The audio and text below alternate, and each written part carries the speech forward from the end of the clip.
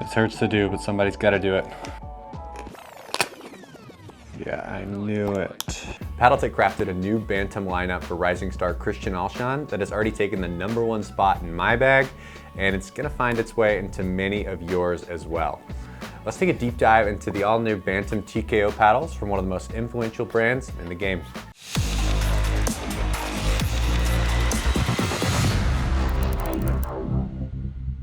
So to set the stage, the Bantam series from Paddletek is all about power. Players like Anna Lee used the OG Bantam TS5 at the highest levels of play for a long time, but the series was in serious need of some modern spin potential to keep up with today's tech.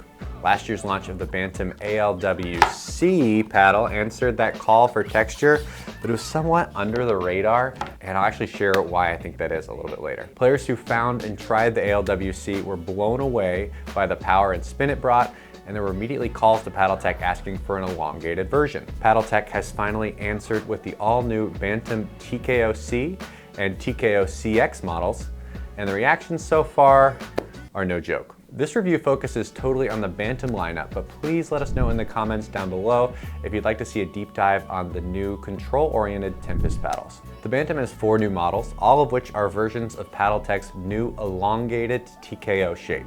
Like the alw-c, the paddles have a 12.7 and 14.3 millimeter option for thickness, and now you have the option of a standard 5.3 inch or extra elongated 5.8 inch handle. The C in each name stands for carbon, and the X refers to the extended handle option.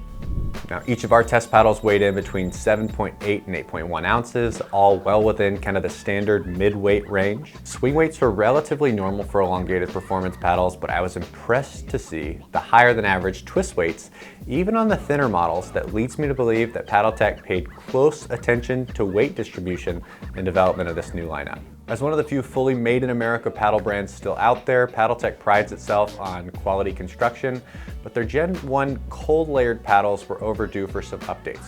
I was glad to see that the rubber sleeve style butt cap used for years has been replaced with an octagonal version with some slick branding. The handles themselves have a semi-octagonal buildup instead of that balsa wood rounded shim style used for years, and the exposed honeycomb in the grip has been covered up by pieces of plastic, all giving the new flagship line from Paddletek a higher quality connection to the paddle. The US sourced raw carbon fiber Paddletek uses feels incredibly consistent in its grip from paddle to paddle, and I've yet to touch one incapable of filing my nails. As I said before, these paddles are not thermoformed, meaning there is no foam-lined carbon fiber perimeter. Through a one-of-a-kind interaction between face and core that Paddletek engineers have figured out, these are some of the most powerful Gen 1 paddles on the market. I freaking love American engineering. The ingenuity from the team at Paddletek is awesome. When we measured the twist weights of these new Bantam models, they were off the charts. They were over 7 for a 12.7 millimeter and 7.5 inch wide Gen 1 paddle. That's unheard of. There's no perimeter weighting from foam or a carbon seam. We knew something had to be up, and you could see a slight bulge at the 3 and 9 position on this particular CX model. Immediately you see this putty-like material that actually has lead fishing weights inside them. And what this is doing is giving more perimeter weighting to the paddle, similar to what edge foam or a carbon seam would do on a thermoform paddle, but on this Gen 1 construction. The Bantam alw-c didn't have perimeter weighting out of the box, so players like me who don't mind weighting up their paddles, no problem whatsoever. I put some weight on the outside, on the top, to get the performance I want. But to most players, they just simply don't know how. So Paddletek, hearing that, listening to their consumer, understanding the market, and adding that perimeter weighting in a way that I'm almost certain we've never seen before. Pretty incredible. Hats off to the team at Paddletek. Makes a huge difference on court and makes these Gen 1 paddles just that much better. So like everyone else who's played the ALW Bantam series, we were stoked to get our hands on the TKO versions. The most noticeable feature of these paddles on court was the feel. Unlike the muted bounce effect we get with thermoform paddles, these paddles feel and sound powerful.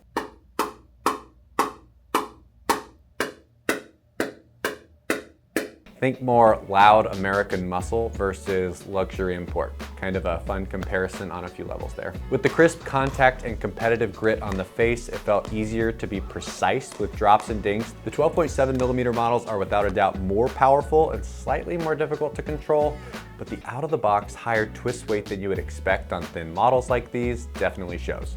I didn't feel like I needed to add weight to get optimal performance out of the paddle, which I really enjoyed and is not common for a Gen 1, especially thinner paddle. The thicker 14.3mm options did feel easier to control for my game, and most players I demoed them out to actually agreed. The regular TKO-C models had enough room for us to squeeze a second hand on the grip, but it was noticeably tight in comparison to the elongated TKO-CX models. Two-handed backhands were a blast with the CX editions, but I definitely experienced my share of mishits on that top of the handle where I would usually have some paddle face left to work with. Spin on every model was consistent and reliable, and I'd put the performance up there with any of the top paddles on the market today. First of all, a huge tip of the hat to the team at Paddletek for listening to the market and giving us some high quality elongated options. The hardest part for most people will be deciding which of these paddles to go with. For the majority of players, the 14.3mm paddles will be an easier transition to what they're playing with and will offer the most consistency. But that being said, it's hard to ignore the fun factor of the thinner 12.7 options. Players open to training and getting used to the pop have the exciting opportunity to give them a try. Either handle option is viable, but unless you have a two-handed backhand, the traditional TKO-C model is likely the better choice. Now, as I said earlier, the traditional shaped Bantam alw-c launched under the radar and probably didn't get the attention it deserved. Between the shorter handle and the very light out-of-the-box weight, I think players just didn't feel the immediate potential of the paddle when trying it for the first time. Those who were open to adding some weighted tape on the perimeter were rewarded with the same powerful performance as the new TKO models with the largest sweet spot in the lineup. All in all, between these Bantam options and the all-court control specialist Tempest options, Paddletek now really does have a paddle for almost everyone. Though I would be excited to see a standard shaped Bantam with a little bit longer handle just to really complete the series, but that's just splitting hairs at this point. So if you want something that's gonna have a wider sweet spot and be really quick for you at the net, the Bantam alw-c is still an awesome option. You just really need to be open to adding a little bit of perimeter weighting on the paddle here about 3 and 9 to give it the forgiveness it really needs. Now it does have a slightly shorter handle, but you can squeeze two hands on there if you really have to. But if you really like to use your two-hander, the TKO-CX series is incredible. There's so much room here for two hands on the paddle. It's an absolute blast on the court, whether you choose the 12.7 or the 14.3. I love this 12.7 and I'm gonna have a hard time giving it up when it's time to move on, but you really can't make a wrong choice in this lineup. In a paddle world of foam cores, thermoforming, and all kinds of new untested tech, Paddletek is somewhat respectably using traditional construction and absolutely crushing it, and that's incredibly evident with this new Bantam series. The power that they're able to get out of that traditional sandwich construction is impressive. If this video was helpful, please let us know in the comments down below or ask any of the questions you've got. Thanks so much for watching. Let us know what paddles you want to see next.